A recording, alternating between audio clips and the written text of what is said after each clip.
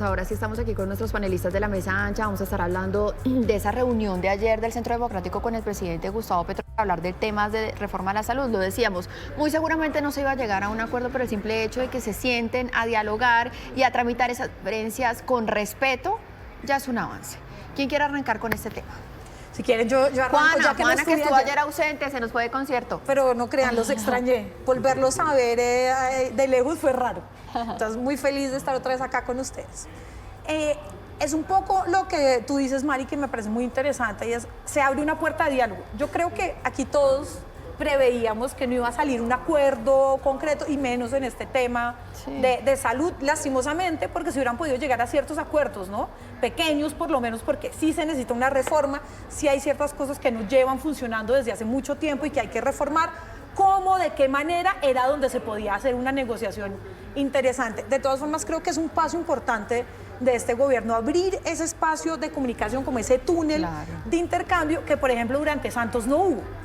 Y que se va a relacionar también con el segundo tema que vamos a hablar de Danilo Ruedo y la paz, porque creo que una de las fallas del gobierno Santos fue eso, cerrar la comunicación completamente con la oposición, con el uribismo, y que eso creó una fractura muy grande en cuanto a la paz en Colombia, al referendo y a la implementación de los acuerdos. Y sabe que estigmatizar al contradictor y poner a ese grupo de la sociedad que de alguna forma se identifica con alguien como si fueran los malos, los buenos y los malos. Recuerdo que en ese momento eran los amigos y los enemigos de la paz. Y es, digamos, eso que podríamos un poco como pasar la página en este diálogo de la reforma a la salud, porque lo decíamos también justamente ayer.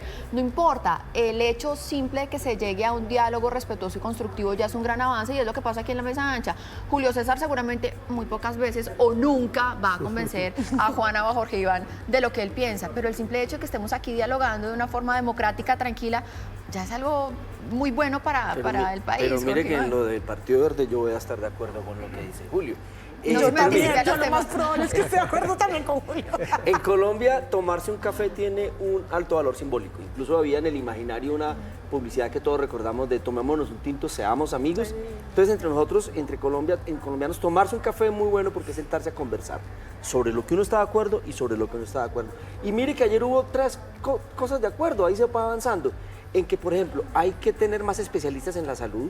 Uno de los graves problemas por fuera de las grandes ciudades, sí, es que las personas, no hay especialistas para todos los tipos de enfermedades. Y la gente, por ejemplo, en el eje cafetero, tiene que ir a Cali muchas veces, tiene que venir a Bogotá, ni que se diga en Villavicencio. Entonces, por ejemplo, eso es un acuerdo interesante. Sí. Segundo, que no haya corrupción en los hospitales públicos. Ese fue otro acuerdo que coincidieron. Eso me parece que es supremamente importante. Y el tema en el que yo creo que ha habido más acuerdo es el de tener un sistema mucho más preventivo en salud. Entonces, claro, no son los grandes acuerdos sobre los temas porque sigue siendo el gran conflicto el tema de la EPS, quién hace el aseguramiento, si los privados o directamente el gobierno, pero ahí se va avanzando y ojalá este ánimo, diálogo y conciliatorio se traslade al Congreso de la República. Que también hay que valorar ese esfuerzo del presidente Gustavo Petro, que más allá de todas esas distancias y esos temas que los distancian, él logró encontrar esos 3 punticos de acuerdo. Julio César. Pues yo quisiera poner un poco más la crudeza sobre la mesa. Yo creo que un poquito de optimismo. Ese es el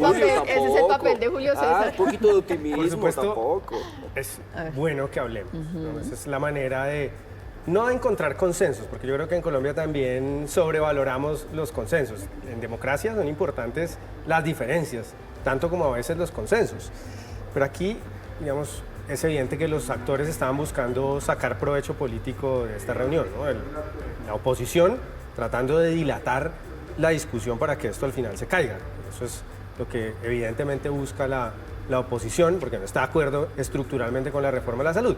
Y el gobierno tratando de dar una sensación de pluralidad que no existe, ¿no? Que es invitando a los opositores a hablar y hablar y hablar, pero pues el texto y el documento hasta el momento, y parece que va a seguir siendo así, es innegociable. Entonces, digamos, es importante, pero pongámoslo en sus justas proporciones. Mientras tanto, lo de fondo es que el sistema de salud sigue haciendo aguas. Entonces, sí, los tintos chéveres, pero el problema de fondo es que tenemos un problema financiero y que los pacientes están enfrentando problemas, y si sigue así, la situación se va a deteriorar, y ese es un problema que hay que enfrentar y el gobierno no quiere. Miren, muy rápidamente hagamos referencia a esa declaración también de ayer del ministro de Salud, Guillermo Alfonso Jaramillo, en donde le reclamaba al Partido Verde que cómo es posible que ellos voten en contra de la reforma y sean partido de gobierno y tengan cuotas en el gobierno. Muy rápido porque tenemos que pasar al siguiente tema. Pues digamos, la declaración incomoda un poco, pero tiene la razón. Es decir, si uno es partido de gobierno y es parte de la coalición y tiene representación en el gobierno, como tiene el Partido Verde, tiene que tener unas posiciones mucho más alineadas con las ideas del gobierno. Ahorita, fuera de micrófono, hablábamos, por ejemplo, en lo que pasa en España. Sí, Sumar, que es el partido que reemplaza un poco a Podemos, se suma al gobierno del presidente Sánchez, al PSOE. Y oficialmente sobre la mesa le dan ministerios. No van a hacer oposición al gobierno en el debate en la Asamblea. Entonces ahí hay también una inconsistencia. Si es oposición o no, entonces yo, porque hago parte de un partido de gobierno, no puedo presentar puede manifestar mis sus inquietudes inconformidades, pero uno ve que, por ejemplo, las representantes de Jubilado de Miranda parecen más convencidas de la oposición de la salud que los mismos representantes del Centro Democrático. Pero se Democrático. olvidó en todo caso en esa lista también al ministro, el mismo Carlos Ramón González, que es la mano derecha del presidente Gustavo Petro y está en el DAPRE, y es del Verde.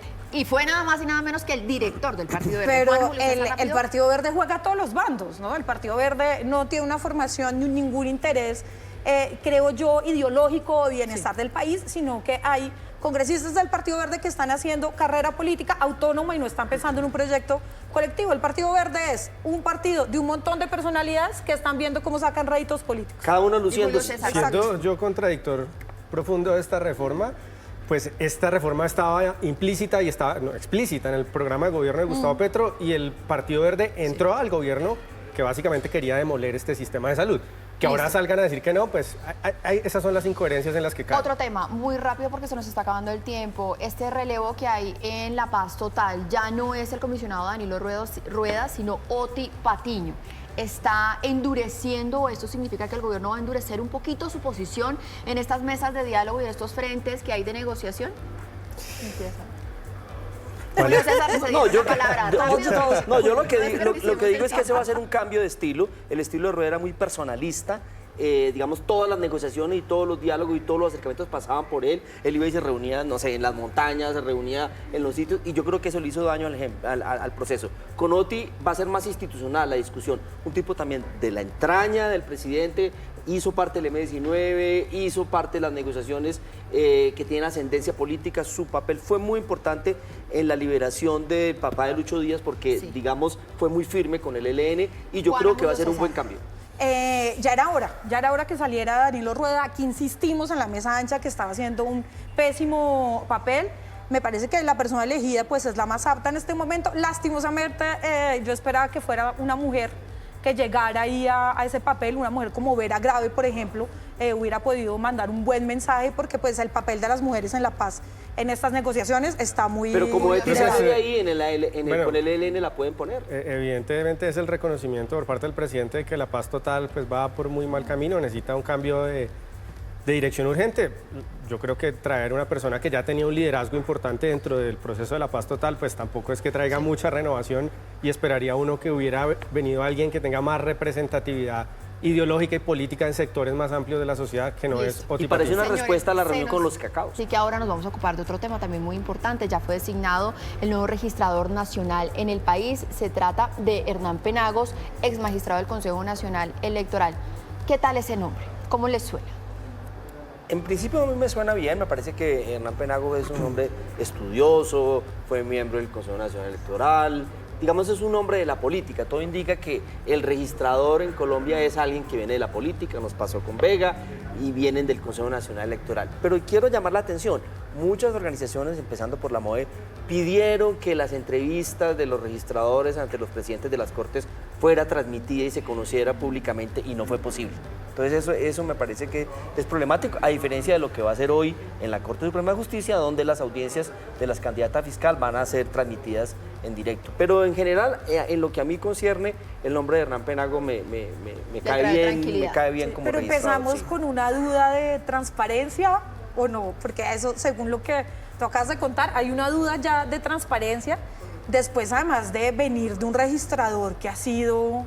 Claro. Pues súper controversial, que se ha metido un montón en política, que en las últimas elecciones cumplió con un papel terrible, que no, o sea, estuvimos al borde de no asegurar la participación electoral en muchas zonas del país por problemas de operación y de producción por parte de este registrador. Entonces, bueno, espero que este sea un respiro y sí nos dé, sobre todo a la ciudadanía, las garantías para participar, las garantías para poder Claro, ir a votar, porque y a los Juana, partidos. no sabemos qué va a proponer en la registraduría, solo lo saben los 3 presidentes de las Cortes. Hubiera Complicado sido eso. muy importante que la ciudadanía hubiera entendido Claro. cuál es el enfoque que tiene el nuevo registrador. Entonces, esa falta de transparencia Eso me parece que la preocupante. MOE había advertido no se dio en este caso. Sobre todo por una cosa, y se lo voy a decir, Jorge Iván, a mí también, yo conozco al doctor Hernán Penagos desde hace años, cuando era congresista, después como magistrado del Consejo Nacional Electoral, no tengo ninguna duda sobre su trabajo, sobre que conoce el tema alrededor de esto, pero Hernán Penagos en las pruebas que les hacen iniciales estaba de séptimo.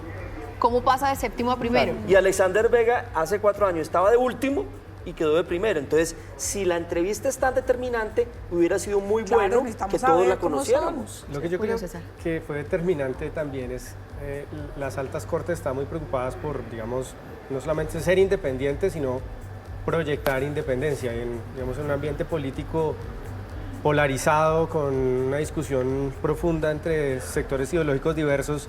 Pues Hernán Penagos, digamos que es políticamente una opción relativamente salomónica, ¿no? Donde es una persona que ha pasado, digamos, por el santismo, esencialmente, eso es lo que se comenta de él.